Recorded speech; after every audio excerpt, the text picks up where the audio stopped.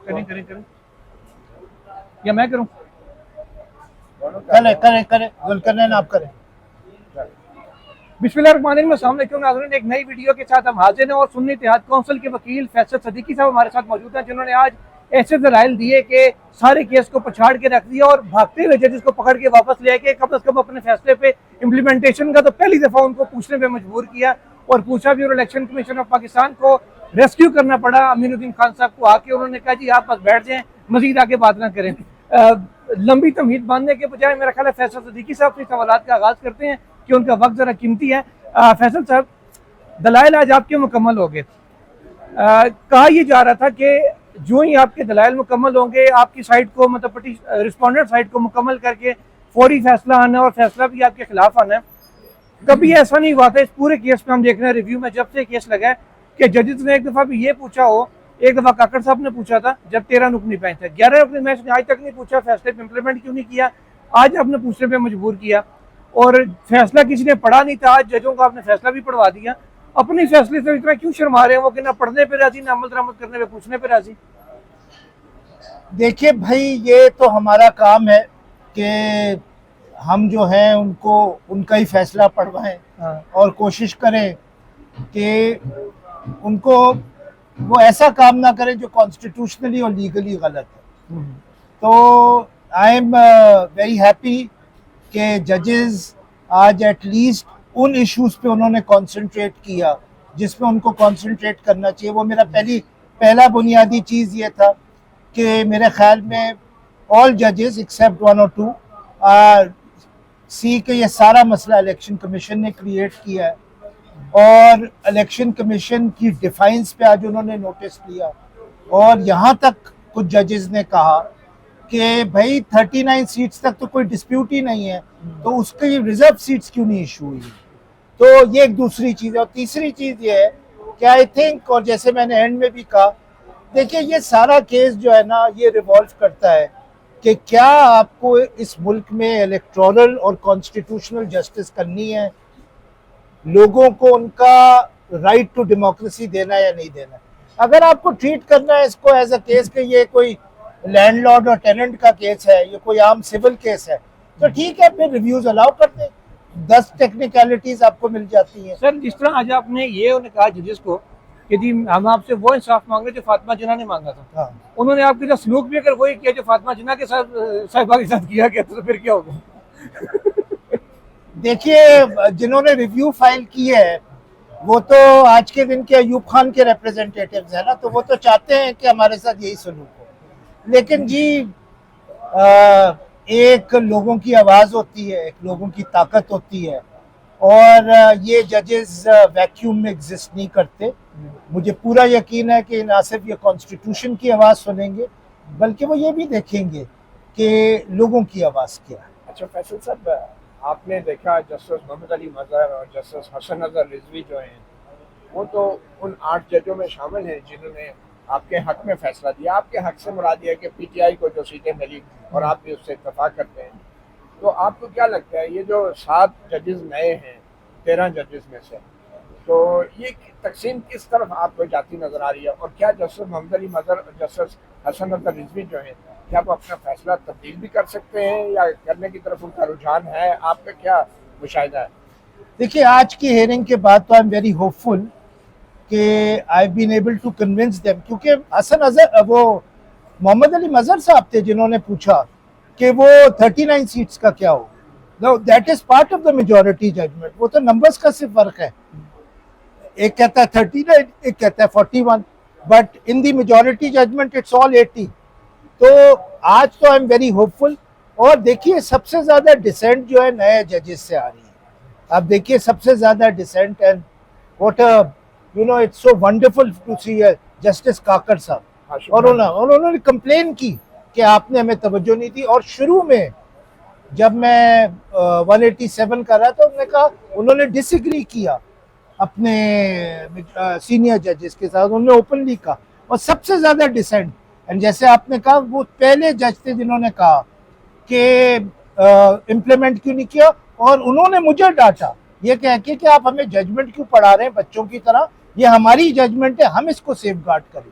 फिर पवन साहब ने कल का उनका जस्टिस सलाउद्दीन पवर। सलाउद्दीन पवर साहब, उनका कल का स्टेटमेंट है कि ये जो कंप्लीट जस्टिस की है सुप्रीम कोर्ट ने, मेजॉरिटी व्यू ने, वो एक्चुअली रेक्टिफाई किया जो इनजस्टिस हुई थी पहले, और उनका एक्चुअली हवाला 13 जनवरी के फैसले की तरफ था। तो आई एम वेरी होपफुल इन तो टर्म। दो जजेस हो गए, तो बाकी जजेस जो हैं, जस्टिस मुशर्रफ हलाली, आपको क्या लगता है वो उनका जो माजी में बल्ले के निशान से मतलब फैसला था वो भी हावी होगा उनके मौजूदा और मिलिट्री कोर्ट्स वाला भी? देखिए वो क्योंकि बहुत कम बोल रही हैं तो उनके बारे में कुछ कहा नहीं जा सकता कि वो किस तरफ उनका रुझान होगा। बट एक लेकिन बल्ले के निशान वाला फैसला जो है वो आपके इस केस से जुड़ा है ना, और आपके केस की जड़ भी वही था। इस मुल्क में जमहूरियत की कब्र खोदने में अगर कोई फैसला है तो वो बल्ले वाला फैसला है। उसने जमहूरियत की कब्र खोदी है, और वो कब्र जो है उसकी मिट्टी डाल डाल के 2 साल हो गए। तो उससे बड़ा डाका, इसलिए मैंने, जब आपको याद होगा मती साहब, जब 13 जनवरी का फैसला आया था, मैंने जो आर्टिकल लिखा था, तो मैंने उस जमाने के चीफ जस्टिस साहब को कहा था कि this will be remembered like the Tamizuddin case and the Dosso case, और वही हो रहा है उसके साथ। लेकिन सर वो तो अभी बड़े मुतमईन है, अपने चंद हामी रिपोर्टर्स को बुला के कहते हैं जी मैं तो बड़ा मुतमईन हूँ, जितनी मेरी पेंशन है, मैं यूरोप जा रहा हूँ, ये कर रहा हूँ, वो कर रहा हूँ। मतलब इतनी कब्र खोदी कि 2 साल से मिट्टी डालने कब्र फिर भी भर नहीं रही। मुतमईन तो फैसल सिद्दीकी साहब भी थे आखिरी दिनों में जब वो चीफ जस्टिस थे। आखिरी दिनों में तो नहीं, उनके उन आखिरी दिनों से कुछ दिन तक। देखिए जी, हम सबको हिस्ट्री देख रही है, और हिस्ट्री कुछ लोगों को एंड ऑफ देयर लाइफ जज करती है, कुछ लोगों को उनकी जिंदगी में जज करती है। और काजी फायज ईसा के बारे में हिस्ट्री लिखी जा चुकी है, और अब उनको ही अगर नजर नहीं आए अपने डिल्यूजन में कि उन्होंने सब कुछ खो दिया, सब कुछ, सब तबाह कर दिया एक एक्ट के साथ, इस चीफ जस्टिसशिप और इसकी एक्सटेंशन में ही उन्होंने वाइप आउट कर दिया अपना पूरी जिंदगी में जो उन्होंने कमाया था, वो वाइप आउट कर दिया। दोस्तियां खत्म हो गई, जितने उनके बड़े बड़े काम थे, और कोई डिनाई नहीं कर सकता that he was one of our great जजेस आफ्टर 2010। तो अगर उनको नहीं समझ में आती अपने डिल्यूजन में, तो हम यही कह सकते हैं कि हमको मालूम है काजी साहब की हकीकत, लेकिन दिल के खुश रखने को गालिब ये ख्याल अच्छा है। आप ये नहीं कहेंगे शरीके जुर्म ना होते तो मुखबरी करते। अच्छा सर ये बताएं, पीटीआई को अभी सीटें मिली हुई हैं, तमाम 80 उनके अरकान, उस हिसाब से और कोर्ट ऑर्डर ये है कि उनको सीटें दें, इम्प्लीमेंट नहीं हुआ, ये अलग बात है। अब अगर पीटीआई जीरो को, मतलब उनको मौत दिखा के अगर बुखार पे राजी करें कि जनाब 80 छोड़े, आप 39 ही ले लें, कम से कम कुछ तो आएगा, गवर्नमेंट को तो फिर 27वीं तरमीम का मौका मिल गया। देखिए बात ये है कि ये इंक्रीमेंटल बैटल्स हैं जुल्करनैन, ठीक है, असल चीज ये नहीं है। देखिए ना असल चीज अब 8 फरवरी का इलेक्शन है, ना असल चीज रिजर्व सीट से, असल चीज ये है कि हमें इस इलेक्शन किस कमीशन और इस पूरे निज़ाम को एक्सपोज करना, ये है असल चीज। और आप देखिएगा ये जिस तरह एक्सपोज हो रहा है, ये निज़ाम ऐसा है, it is like a house of cards, ये फॉल करेगा। असल चीज ये है, असल चीज ये नहीं है कि 80 सीटें मिल जाए, 90 सीट, उनको क्या फर्क पड़ता है, उनके पास ये सीटें भी नहीं थी, और 63A का रिवर्सल का फैसला भी था, काजी साहब ने उनको गिफ्ट किया था। लेकिन जब भी उन्होंने 26th अमेंडमेंट करवा ली, अगर उनको 27 अमेंडमेंट करवानी होगी, इसके बगैर भी करवा लेंगे। असल चीज ये, वी मस्ट रेजिस्ट। अच्छा सर, आज आपने शुरू में जो मुकम्मल इंसाफ का सुप्रीम कोर्ट का अख्तियार है आर्टिकल 187 के तहत, उसकी तशरीह की, और आपने कोशिश की बताने की कि 26वीं आईनी तरमीम के बाद इस अख्तियार को महदूद करने की कोशिश की गई, मगर जजेस ने आपसे इत्तफाक नहीं किया। उन्होंने कहा अभी भी हमारे पास ये अख्तियार मौजूद है। जी जी। तो आपको क्या लग रहा है कि क्या अब नज़रसानी के अंदर मुकम्मल इंसाफ की जो तोजीह पेश की गई जस्टिस मंसूर शाह के अक्सरियती फैसले में, क्या उसको बरकरार रखा जाएगा, और इस मुकम्मल इंसाफ के अंदर क्या नज़रसानी के अंदर कुछ मज़ीद इजाफा भी किया जा सकता है इलेक्शन कमिश्नर के कंडक्ट के हवाले से? देखिए इसका जवाब तो किसी को नहीं मालूम। इसका जवाब वही मैं दूंगा जो मुझसे लोग पूछते हैं कि जब मेरी बीवी नाराज होती है तो कहते हैं वो मान जाएगी, मैं उनसे यही कहता हूँ कोशिश मेरी पूरी है। अच्छा जी, ओके। और फिर वो सर मान भी वैसे जाती है। तो ये थी कि आपके दलाइल आपने कहा था मैं 4 दिन दूंगा, लेकिन जल्दी कंक्लूड हो गया। नहीं 4 दिन तो ले लिए। देखिए बेंच के ऊपर, बेंच वाज राइट, मतलब कुछ तो लिमिटेशंस होनी नहीं, जैसे चाहिए। मसरत अली काफी बेजार हो रही थी आपके मेरे दलाइल ख्याल में उनकी तबीयत ठीक नहीं है, और वो कल भी लग रहा था उनकी तबीयत ठीक नहीं है। तो ये लग रहा था, मुझे नज़र ये आ रहा था, that is why I think she wanted to rise early, I don't know. वो कल तो बल्कि लाइव चलने में आवाज भी उनकी आ गई थी, मदर साहब को रवीन साहब कहती यार बंद कर रही हैं फजूल बातें कल भी रखें। और आज कैसे 2 घंटे हो गए तो बोली जा रही, वो भी उनकी आवाजें आ रही थी। चले ठीक है, बस जी कोशिश करनी है जी, सबसे इम्पोर्टेंट बात ये रेजिस्ट करना है।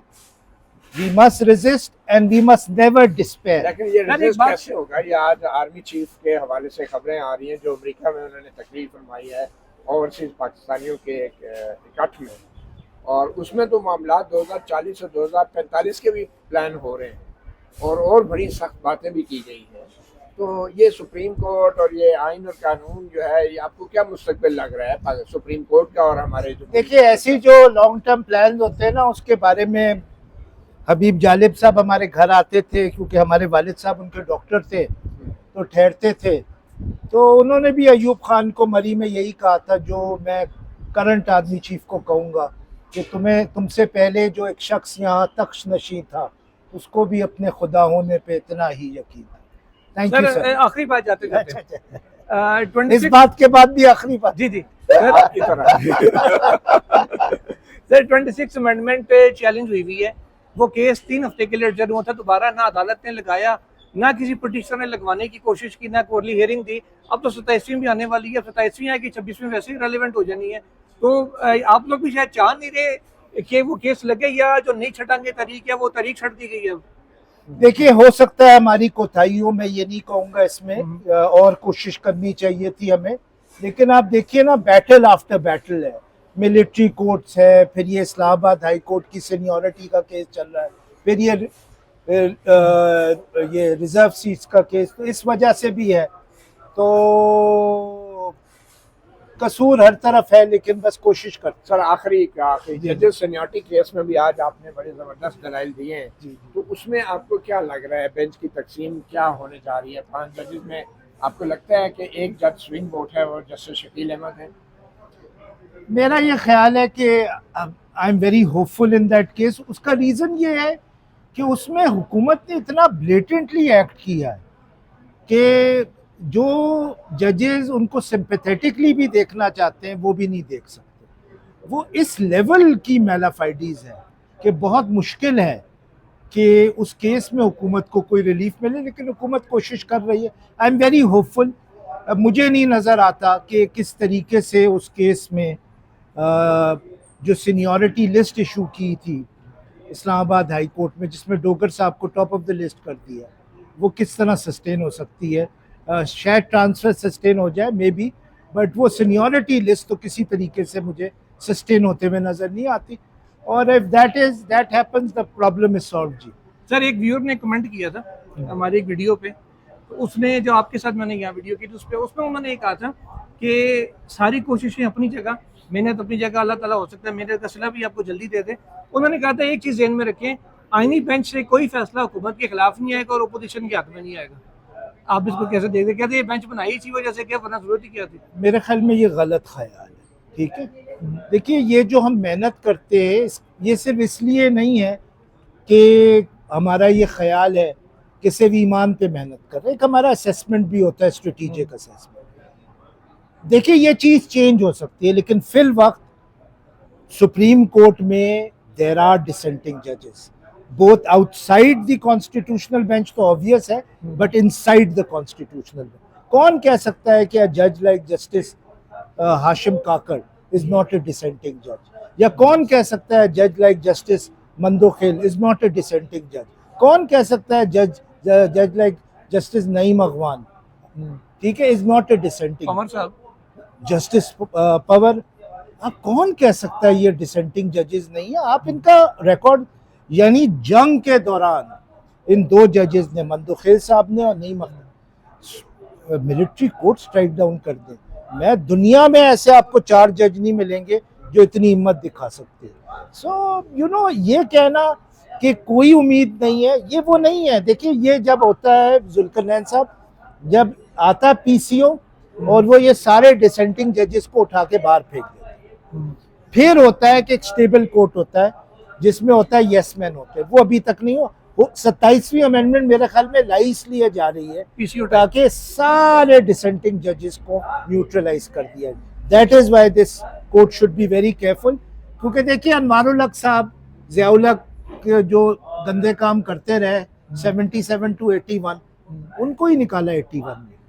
मौलवी मुश्ताक जो करते रहे उनको ही निकाला 81 में, ठीक है ना। तो ये अल्टीमेटली ये समझना कि वो दूसरा जज टारगेट होगा, मैं टारगेट नहीं होगा, ये हुकूमत ऐसी है, ये टॉलरेट नहीं करती कि आप इससे बाथरूम बगैर पूछे जाएं। जी, ये इस किस्म की हुकूमत है, ये किसी को नहीं छोड़ेंगे, ये पूरे मीडिया को कैप्चर करेंगे, पूरी जमहूरियत को कैप्चर करेंगे। अभी भी जो डिसेंट है सब खत्म, जुडिशरी को कैप्चर, हर चीज कैप्चर करना चाहते हैं, ठीक है आपकी ना। बार के जो वकला की तंजीमें वो क्या कर रही हैं? उनको भी कैप्चर, पार्शियल कैप्चर हो गया है, कंप्लीट कैप्चर करना चाहते, ठीक है। Thank you sir, thank you. Thank you sir. नाज़रीन, फैसल सदीकी साहब की गुफ्तगू आपने समाअत की। मजीद साहब कुछ ऐड करेंगे या कंक्लूड करें? बस मैं ये कहूँगा कि आज का जो मकसूद नशस्तों का जो केस था, अभी इसकी समाअत तो जारी है, मगर हकीकत में चूँकि ये बराह रास्त पूरी दुनिया में देखा जा रहा था, तो बहुत मुश्किल लगता है कि जो जजेस पहले से माइंड बना के बैठे हुए हैं कि मकसूद नशस्तों के हवाले से अपने ही सुप्रीम कोर्ट के फैसले को उल्टा करना है, तो उनके लिए बहुत मुश्किल हो जाएगा। कि जिस तरह के दलाइल एडवोकेट फैसल सदीकी ने आज दिए हैं, और ख़ास तौर पे जो उनका कंक्लूजन था आखिर में, उन्होंने यही कहा कि अगर मुकम्मल इंसाफ ये अदालत करना चाहती है इस केस में, और ये कोई आम केस नहीं है जिसमें मुकम्मल इंसाफ का जो अख्तियार है उसको इस्तेमाल नहीं करेगी सुप्रीम कोर्ट, ये केस है 25 करोड़ आवाम के मैंडेट का, और ये इलेक्शन चोरी होने का केस है, और इलेक्शन कमीशन ने ये इलेक्शन चोरी किया है, और ये कोई मामूली केस नहीं है। अगर इसमें भी मुकम्मल इंसाफ नहीं अगर सुप्रीम कोर्ट ऑफ पाकिस्तान करती, तो फिर कब करेगी और कौन करेगी? तो मेरे ख्याल में ये बड़ा ही आज एक स्ट्रॉन्ग केस पेश किया है एडवोकेट फैसल सदीकी ने। इसके बाद बहुत मुश्किल हो जाएगा जस्टिस अमीनुद्दीन के लिए, और ख़ास तौर पे जस्टिस मोहम्मद अली मज़हर और जस्टिस हसन नसर रिजवी के लिए, कि जो पहले ही मखसूस नशस्तों के फैसले में अक्सरियती 8 जजेस के साथ मिलकर फैसला दे चुके हैं। तो जस्टिस जमाल खान मल्लुखेल अभी मुझे लगता है कि पहले उन्होंने अगर आधा इंसाफ किया था, तो अब वक्त आ गया कि वो पूरा इंसाफ करें। चले देखते हैं कि कौन अपने फैसले पर रहता है, कौन पीछे हटता है और नए जजेस किस तरफ जाते हैं। चंद दिन में वाज़ेह हो जाएगा। इजाज़त दीजिए, अल्लाह हाफ़िज़।